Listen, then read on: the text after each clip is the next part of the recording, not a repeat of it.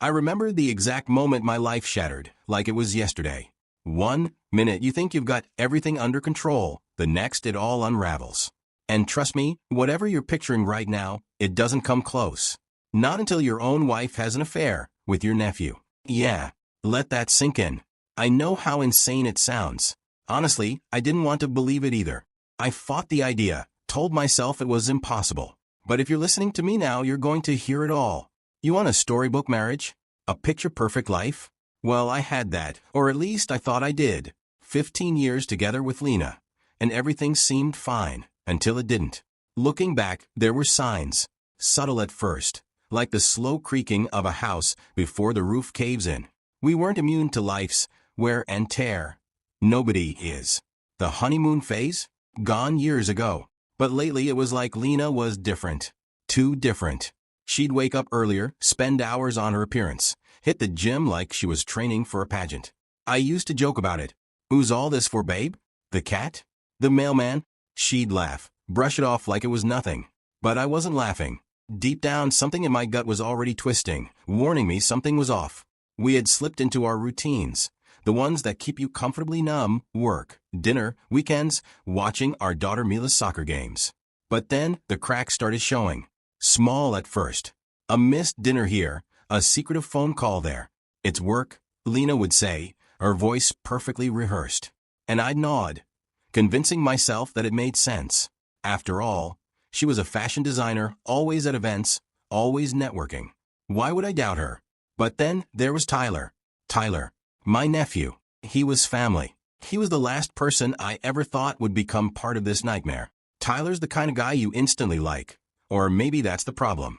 Too likable. Good-looking, all charm and no shame. He'd been off on the West Coast for years, finding himself, as he called it, while avoiding any real responsibilities.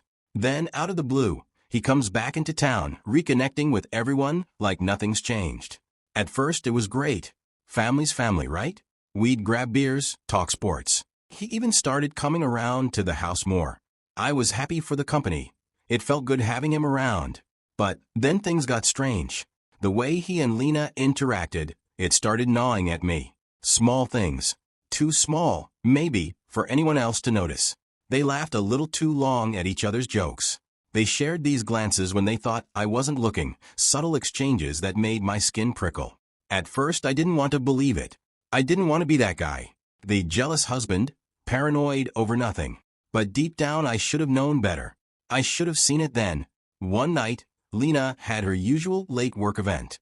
I remember sitting in the living room, staring at the blank TV, feeling that familiar, not tightening in my stomach. Was she really at work? I thought about following her just to be sure. But then Mila came downstairs, asking for a snack. My doubts got buried under fatherhood, and I let it go. I let her slip away. Tyler, my nephew, the one person I trusted, the one person I never imagined would bring this kind of pain into my life. It's still hard to accept how someone you see as family can rip your world apart with a single betrayal. Tyler always had this confidence about him, too much of it in hindsight. The kind of guy who could talk his way out of trouble with just a smile. For years, he'd been out of sight, out of mind, chasing his so-called dreams out west. And when he came back, I didn't see it coming. He slid right into our lives, into my house, like he'd never left. At first, it felt natural. Family, reconnecting. He was part of our lives again. But then I started to notice things. Little things. Not enough to accuse anyone of anything, but enough to feel that sting in my gut. Lena and Tyler laughing at each other's jokes a little too much. Sharing glances when they thought my back was turned. I shrugged it off, because who suspects their own nephew? Who suspects their own wife? But the cracks in my perfect life were growing deeper, and I was about to fall right into them. Then there was that night about a month ago, the night my gut finally dragged me into action. Lena had her usual gym routine, and I was doing my usual, zoning out in front of the TV, trying not to think. But something was gnawing at me, deeper than before, more persistent. It was like a shadow creeping up behind me, and no amount of distractions could shake it. I don't know what made me do it, but I grabbed my keys and got into the car. I told myself it was nothing, just checking. Maybe then I could sleep with some peace of mind. So, I drove to the gym, expecting to see her car in the lot, to laugh at myself for being paranoid. But it wasn't there. Her car wasn't there. My heart thudded in my chest, but I tried to keep calm. I told myself she must have left already. Or maybe she'd parked somewhere else. Yeah, that's it. I didn't want to be that guy. The paranoid husband, chasing shadows, building mountains out of molehills. But my gut wouldn't let it go. Something was wrong and deep down I knew it. After that night, I couldn't ignore the gnawing anymore. I followed her a few more times, telling myself I just needed to see the truth, to settle this once and for all. Each time, nothing. She'd end up exactly where she said she would be, work events, gym, or running errands. And every time, I felt a little more insane, like I was unraveling from the inside out. Was I overreacting? Was I losing it? But the tension in the house was unbearable. We barely spoke, the silence between us thick enough to choke on. And when I even dared to bring up what was gnawing at me, she'd brush it off like I was crazy, like I was imagining everything. "You're imagining things, Felix," she'd say, her voice too calm, too smooth. She'd give me this look, a mix of pity and frustration, like I was some jealous fool who had lost his grip on reality. And Tyler? He kept showing up like nothing was wrong, like he had no part in the storm raging inside me. He didn't have a care in the world. Every visit felt like another twist of the knife. The two of them, Lena and Tyler, sharing those glances, those private jokes. My blood boiled, but I swallowed it down again and again. Then came that afternoon. I came home early from work, hoping to just escape the office and maybe clear my head. The house was quiet, too quiet. Something about the stillness felt wrong, like walking into a room where the air was too thick to breathe. I moved through the living room, and that's when I saw it. The door to the den was slightly open, just enough for me to catch a glimpse inside. And there they were, Lena and Tyler, sitting together on the couch. Too close. Her hand rested on his, their faces inches apart, sharing some unspoken moment, like they were in their own world. Lena was leaning into him, and their hands, they were touching. I felt the air leave my lungs. My whole body locked up. This was it. All the doubts, the sleepless nights, the gnawing in my gut, everything had led to this. I had played out this scene in my head 1,000 times, but nothing could have prepared me for the real thing. The betrayal hit me like a freight train. "What the hell is going on here?" The words ripped out of me, louder than I expected, but I didn't care. The room seemed to shake with my voice. They sprang apart, like they'd been caught in a crime, which, in my mind, they had. Lena stood up quickly, smoothing her dress as if the fabric could somehow erase what I had just seen, as if she could erase the truth. Her face was pale, her eyes wide with guilt. Tyler just sat there, frozen, staring at me like a deer caught in the headlights, too stupid to even move. "Felix, it's not what it looks like," Lena stammered, her voice trembling. I could see the panic flashing in her eyes, and for a brief second, a heartbeat, I almost believed her. Almost. But then the rage took over, a burning wildfire in my chest, and there was no stopping it now. "Don't lie to me," I roared, stepping forward, fists clenched at my sides. My heart was pounding so hard I thought it might burst out of my chest. "I've been suspicious for weeks. Weeks. And now I walk in on this? What the hell is going on?" Lena opened her mouth, but before she could spit out another excuse, Tyler, in his infinite stupidity, decided to speak. "Uncle Felix, it's not her fault." I cut him off, whipping my head toward him, my anger burning a hole straight through him. Not her fault? He was seriously trying to defend her? Trying to defend this? Not her fault. I spat, stepping closer. My voice was sharp, the fury dripping from every word. "You think that makes us better? You think you can just explain this away? You come into my house, you put your hands on my wife, and you think you can make this all disappear with some lame excuse." I could feel my body trembling, the rage surging like an unstoppable tide. My fists were clenched so tight that my knuckles were white, and every muscle in my body was coiled, ready to explode. The betrayal was unbearable.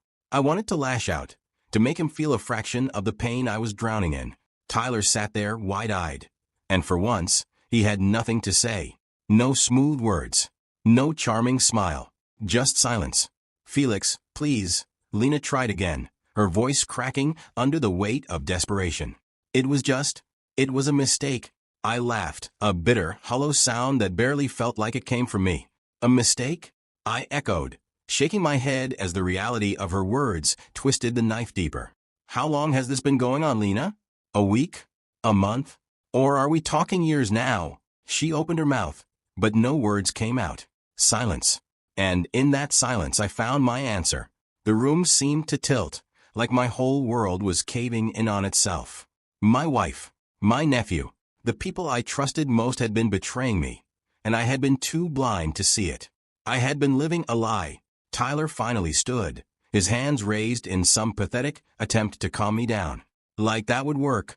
Uncle Felix, please, he said, his voice shaky. I swear it wasn't supposed to happen like this. I shot him a look so sharp it could have cut glass. Like what, Tyler? What exactly wasn't supposed to happen? I spat, my words laced with venom. You come into my house, you sleep with my wife, and then what? You think we're all going to sit around the table at Thanksgiving, smile, and pretend like none of this happened? His mouth opened, but he had no answer. None of them did. The silence between us felt like a ticking bomb, ready to go off at any moment. I felt my whole body trembling, the rage building to a level that scared even me. My fists clenched at my sides, so tight my knuckles turned white. I wanted to hit him. I wanted to tear the room apart, scream, make them feel the pain I was drowning in. But somehow I didn't. I took a deep breath, forcing the fire raging inside me back down barely. Get out, I said, my voice low and steady. The anger was still there, bubbling beneath the surface, but I forced it to stay controlled. Get out. Felix, Lena started, her voice fragile, but I silenced her with a look. There was nothing left to say. I said get out. My voice hardened. Both of you. Now. Tyler looked at Lena, like he was waiting for her to say something, to fix this somehow. But she stayed silent, her eyes downcast, filled with guilt and shame. She had no fight left in her. She had no defense. Without another word, Tyler walked out the door, and Lena followed, her head hanging low, her steps slow and heavy. The door clicked shut behind them, and just like that they were gone. As soon as they left, the weight of everything crashed down on me like a tidal wave. I collapsed onto the couch, my head spinning, my heart pounding in my chest. How had it come to this? How had I let this happen under my own roof? I stared at nothing, my mind racing, replaying every conversation, every laugh, every stolen glance between them that I had missed, or worse, ignored. Had I really been so blind, so trusting, so sure of the people I thought I knew? I didn't know what to do with myself. I was shaking all over, my hands trembling uncontrollably. Part of me wanted to believe this wasn't real, that it was just some horrible misunderstanding that could somehow be explained away. But the truth was too raw, too undeniable. Lena had cheated on me, not with some stranger, but with my own nephew. It was the kind of betrayal you don't come back from. Hours passed. Or maybe it was just minutes. I wasn't sure. I sat there, numb, trying to piece together everything that had just happened, everything that had been happening for God knows how long. How many nights had I sat here trusting them? How many lies had I swallowed? The sound of the door opening snapped me out of my haze. Lena, she walked back in alone this time, but she didn't say anything. She stood there by the door, looking as broken as I felt. Her face was pale, eyes red-rimmed from crying. But I couldn't bring myself to feel sympathy for her. Not now. Not after everything. She was a stranger to me. A ghost of the woman I once loved. Felix, she started, but the words seemed to die in her throat. I didn't respond. I couldn't. There was nothing left to say. Nothing that could undo what she had done. Felix, can we talk? Her voice was small, almost trembling. It wasn't the voice of the woman I had known for 15 years. This was the voice of someone who was pleading. I didn't respond right away. I couldn't. The words felt stuck in my throat, tangled in the whirlwind of anger and disbelief that still hadn't settled. Finally, I gave a curt nod, gesturing for her to sit. But she didn't. She stood there, wringing her hands like a guilty child caught in the act. I'm sorry, she began, her voice faltering. I never wanted to hurt you. I never wanted to hurt you. Those words echoed in my head, hollow and meaningless. I stared at her, feeling the icy wall between us grow taller by the second. My voice, when it came, sounded cold and detached, like it belonged to someone else. Then why did you? She opened her mouth, then closed it again, fumbling for the right words, like there was any way to explain away what she had done. Finally, she sighed, her shoulders sagging under the weight of her guilt. It just happened. I didn't plan it, Felix. I never meant for it to go this far. I clenched my jaw, fighting the urge to lash out. How long, Lena? My gaze locked onto hers, steady, unblinking. How long has this been going on? She hesitated. That brief pause was all the answer I needed, but I forced myself to wait for her to say it aloud. To admit it. 6 months, she whispered, tears spilling down her cheeks, her voice barely audible. 6 months. Half a year of lying, sneaking around, and betraying me behind my back with my own nephew. The weight of it crushed me, pressing the air out of my lungs. How had I been so blind? How had I missed the signs for that long? And Tyler? The question clawed its way out of me. I didn't even want to know the answer, but I asked it anyway. Why him? I don't know, she sobbed, her voice breaking, trembling like she was trying to hold herself together with words alone. I was lonely, Felix. You've been so distant, so wrapped up in your own world. I needed someone to talk to, someone who saw me. Her words hit me like a slap in the face. Lonely? That's why she did this? My chest burned with the anger I was trying to keep at bay. You're blaming me for this? I asked, my voice icy and sharp. For your affair? You're seriously going to sit here and tell me this is because I wasn't paying enough attention to you? No, she cried, shaking her head violently, the tears coming faster now. I'm not blaming you. I know it's my fault. I should have told you how I was feeling. I should have talked to you. But Tyler was just there. I stood up so fast the chair behind me scraped against the floor. My fists clenched at my sides as I fought to keep my composure. So this is what our marriage has come to? You felt lonely, so you slept with my nephew? You think that's the solution? That's your answer. Felix, please. She was sobbing now, her body shaking with the weight of her guilt. I never wanted to hurt you. I love you. Love me? I almost laughed. The bitterness clawed its way up my throat. Do you even know what that word means anymore? Because I sure as hell don't. She didn't answer. She just stood there, silent, her face soaked with tears, looking as broken as I felt. But I didn't feel anything for her anymore. No pity, no compassion. Just a cold, hollow emptiness where my love for her used to be. I don't expect you to forgive me, she whispered, barely able to speak through the sobs. I don't want to lose you. I stared at her, at the woman I had once loved more than anything in the world. And for the first time I realized that she was a stranger to me now. The woman I loved didn't exist anymore. You already have, I said quietly, my voice steady, emotionless. We're done, Lena. Her eyes widened, as if she hadn't truly expected those words, as if some part of her thought there was still hope. Felix, no. Don't, I cut her off, my voice sharper than I intended. You made your choice. You destroyed us. And I'm not going to sit here and pretend like we can go back to the way things were. She collapsed into the chair, her sobs coming in broken gasps. But I didn't move. I didn't comfort her. I couldn't. There was nothing left inside me to give her. I'll be filing for divorce, I said, each word falling like the final nail in the coffin of our marriage. My voice was calm, detached, like I was talking about something that didn't concern me at all. I'll move out. I'll take care of Mila, and we'll figure out the rest. But this is over. And with that, I turned and walked out of the room, leaving Lena behind to deal with the wreckage she had created. Our wreckage. The days that followed passed in a blur, like I was living someone else's life, watching it unfold from a distance. I felt like a zombie just going through the motions, breathing, moving, existing, but none of it felt real. I moved into the guest room that night, shutting the door on what was left of our marriage. From then on, I avoided Lena as much as I could.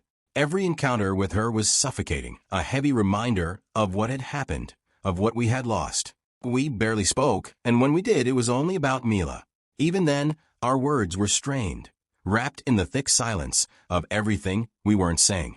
Mila, thankfully, seemed oblivious to the storm raging between us. At least for now. I don't know how long that would last, but I was grateful for the small mercy. I kept up appearances for her sake, pretending like everything was fine even though my world had crumbled around me. Every morning, I put on the same mask, a smile for Mila, a reassuring word for her when she asked why I was sleeping in the guest room. Just working late, I'd say, and she'd nod, believing the lie. She didn't deserve the truth. Not yet. But underneath the surface, I was barely holding it together. Work became my refuge. It was the only place where I could drown out the chaos in my head, where I could focus on anything other than them. I threw myself into every project, every meeting, trying to lose myself in the mundane rhythm of tasks and deadlines.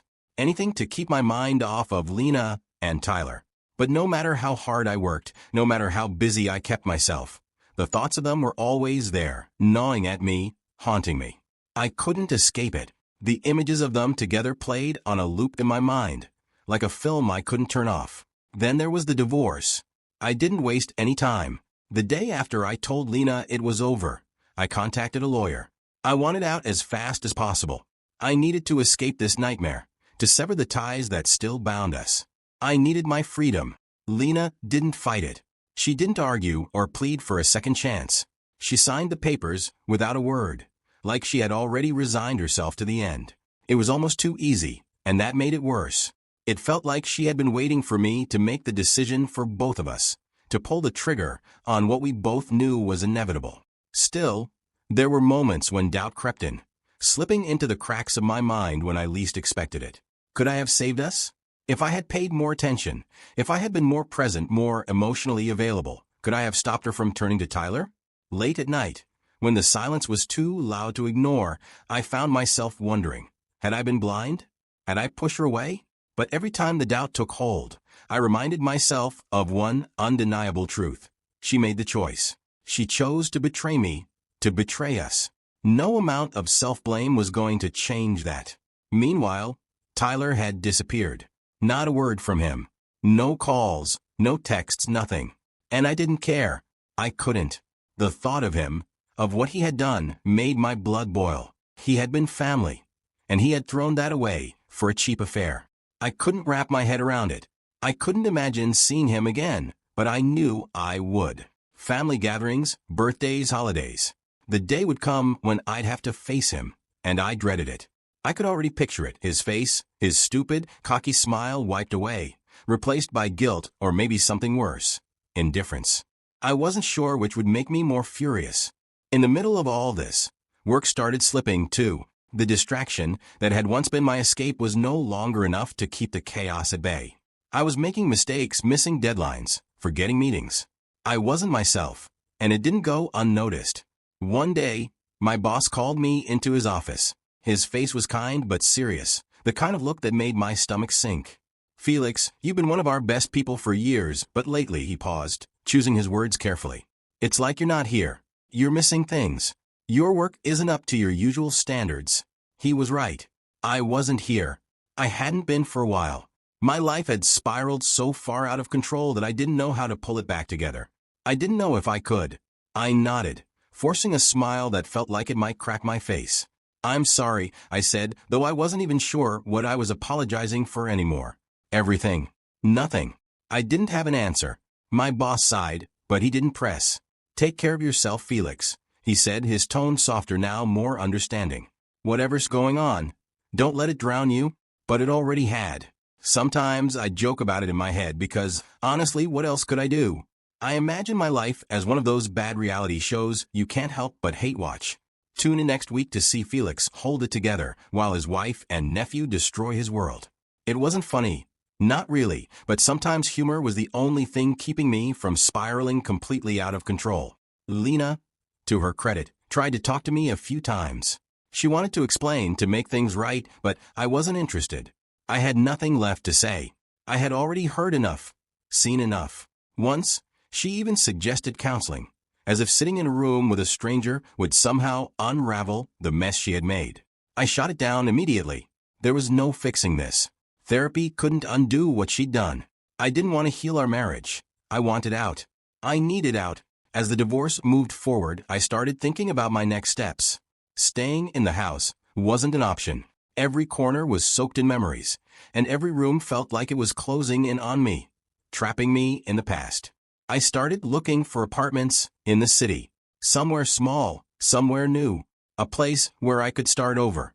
In the weeks that followed, I began to feel like I was regaining some sense of control. It wasn't easy, and it wasn't fast, but piece by piece, I started putting my life back together. The divorce moved ahead with little resistance from Lena, and I found the apartment I needed, just a small one-bedroom, but it was perfect. No memories. No ghosts of the life I had left behind. It was a blank slate. When I stood in that empty space for the first time, I felt like I could finally breathe again. Lena reached out a few more times, asking if we could talk, if we could find a way to make things right for Mila's sake. But every time I shut it down. I wasn't interested in rehashing the past or trying to build some new version of our relationship. The trust was gone, and once it's gone, there's no getting it back. I made that clear to her. From that point on, our conversations were strictly businesslike, cold, efficient. Everything we said to each other was about schedules, about Mila, about logistics. Nothing personal. I had put a wall between us, and I wasn't going to let her cross it. The hardest part, by far, was explaining the situation to Mila. She was only 11, but she wasn't stupid. She could sense the tension. The way things had changed between me and Lena wasn't something we could hide forever. I had hoped to shield her from it a little longer. But one evening, she asked me outright, "Daddy, are you and Mom getting a divorce?" Her question hit me like a punch to the gut. I wasn't ready for it, but I couldn't lie to her. She deserved the truth. I sat her down, took her small hands in mine, and told her, "Yes, sweetheart. Your mom and I are divorcing." The words felt heavy, and each one was like a stone falling between us. "But it's not your fault. We both love you very much, and that will never change." She cried, of course. And in that moment, I hated myself. Hated myself for putting her through this, for dragging her into this mess. But I held her close, whispered the same promise over and over again. "I will always be here for you, no matter what." In the end, Mila was the one thing that kept me grounded through all of it. Knowing I had to be strong for her, knowing she needed me to hold it together, it gave me a reason to keep going. She was my anchor. Lena, to her credit, made an effort to be civil when it came to co-parenting. We worked out a custody arrangement that seemed fair. Our interactions were cordial but distant. We weren't friends. We would never be friends again. But at least we could coordinate our schedules without screaming at each other. It was a small victory, but I took it. A small victory was better than none. One day, not long after I had settled into my new apartment, there was a knock at the door. When I opened it, I was surprised to see Lena standing there. I hadn't expected her, and the sight of her was like a jolt to my system. But something was different about her. She looked tired, defeated. Her usual confidence was gone, replaced by something softer, something almost broken. "Can I come in?" she asked, her voice quieter than I'd ever heard it. I hesitated. Every instinct told me to say no, to keep the door closed between us. But against my better judgment, I stepped aside and let her in. Lena didn't say much when she walked into my apartment. She just stood there for a moment, taking in the bare walls and the minimal furniture, her eyes lingering on the emptiness of the space. Maybe she was comparing it to the life we had built together, the home we once shared. But this place, it wasn't meant to feel like home. It was a reset, a blank slate, something just for me. Finally, she spoke. "I'm sorry, Felix," she said softly, her voice almost disappearing into the quiet of the room. "I know I've already said it, but I need you to know I mean it. I never meant to hurt you. I don't expect you to forgive me, but..." I wanted to say it. Her words hung in the air between us. I stared at her, unsure of what to feel. Anger? Sadness? Relief? I searched inside for something, anything, that could help me process this moment. But in the end, all I felt was exhaustion. Just a deep, bone-weary exhaustion. "I don't need your apology, Lena," I said, my voice calm, almost detached. "What's done is done. We both have to move on." She nodded slowly, tears welling up in her eyes. Tears that meant nothing to me anymore. "I hope one day we can, I don't know, be okay." "Maybe," I replied, though I didn't believe it. "But not today." She looked at me for a long moment, as if searching for something, maybe hoping for a sign that we could still salvage something from the wreckage. But I had nothing left to give her. She seemed to realize that, because without another word, she turned and walked out, the door closing softly behind her. For the first time in months, I didn't feel angry. I didn't feel betrayed or hurt. I just felt empty. And that was the moment I realized something important. I didn't need her forgiveness. I didn't need closure. I didn't need answers. What I needed was to let go. So I did. As the months passed, things slowly began to get better. It wasn't some dramatic transformation, no single moment where everything clicked into place, but rather a gradual process, bit by bit, day by day. I found a rhythm in my new life. Work, Mila, and taking care of myself became my focus. It was like learning to walk again after being knocked down, shaky at first. But with every step, I felt a little stronger. The wounds were still there, of course. Some scars run deep, and I knew they'd never completely fade. But they were healing one day at a time. The pain was becoming manageable, bearable. Tyler? He stayed away, thankfully. I didn't hear from him, and I didn't care to. The thought of seeing him again, at family gatherings, or events still lingered like a dark cloud on the horizon. But that was a problem for another day. When the time came, I'd deal with it. For now I was just grateful for the distance. There were still bad days, though. Moments when the loneliness hit hard. When I missed the life I thought I had. The life I thought we'd built. I'd catch myself thinking about the family we used to be, the love I used to feel for Lena. And for a brief second, it would hurt all over again. But those moments were becoming fewer, shorter, and less intense. The weight of it all was lifting little by little. In the end, I knew I wasn't the same person I had been before all of this. Betrayal changes you. It shifts something inside you, hardens parts of you that were once soft. But I also realized something else. I wasn't broken. I had been bent, battered, bruised, but I wasn't broken. I was moving forward, and for the first time in a long time, that felt like enough. As for Lena and Tyler, I didn't care anymore. What happened to them, whether they ended up together, whether they felt guilt or remorse or even happiness, it didn't matter. My life was no longer tangled up in theirs. My life was mine again, and for the first time in what felt like forever, I felt free. Thanks for watching. Thumbs up, subscribe, and comment below.